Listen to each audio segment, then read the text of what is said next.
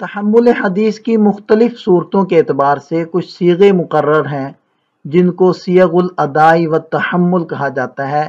ان کی چند قسمیں ذکر کی جاتی ہیں۔ سب سے پہلی قسم ہے سمعت و حدثنی۔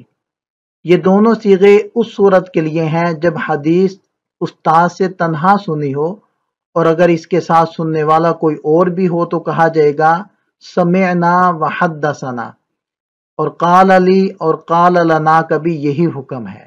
اسی طرح دوسری اصطلاح ہے اخبرنی و قرأت علیہ۔ یہ الفاظ اس شخص کے لیے ہیں جس نے حدیث پڑھ کر استاد کو سنائی ہو، اور جب پڑھنے والا کوئی اور ہو اور یہ صرف سنتا ہو تو سننے والا کہے گا اخبرنا یا قرئ علیہ و انا اسمع۔ اس طریقے تحمل کو عرض کہا جاتا ہے۔ تیسری قسم ہے انبأنی۔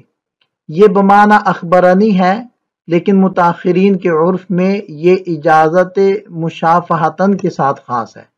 پھر اگر مجاز لہو یعنی شخص مجاز ایک ہے تو وہ انبأنی کہے گا، اور زائد ہے تو انبأنا کہیں گے۔ اسی طرح ایک اصطلاح ہے شافہانی اور شافہانہ۔ الفاظ کے ذریعے اجازت دینے کے لیے یہ الفاظ استعمال ہوتے ہیں۔ اسی طرح ایک اور اصطلاح ہے کتب الیہ و کاتبنی۔ یہ صورت کے ساتھ خاص ہے جب استاد کسی کے پاس اپنی سند سے لکھی ہوئی حدیثیں بھیجے اور اسی سند سے روایت کی تحریری اجازت دے دے۔ اور ایک اصطلاح ہے ارسل الیہ۔ یہ مراسلت کے ساتھ خاص ہے، اسے الرسالہ بھی کہتے ہیں۔ اس کی صورت یہ ہے کہ استاد شاگرد کے پاس کسی قاصد کے ذریعے پیغام بھیجے کہ حدثنی فلان عن فلان قال کذا فإذا بلغك منی هذا الحدیث فأروه عنی بهذا الاسناد۔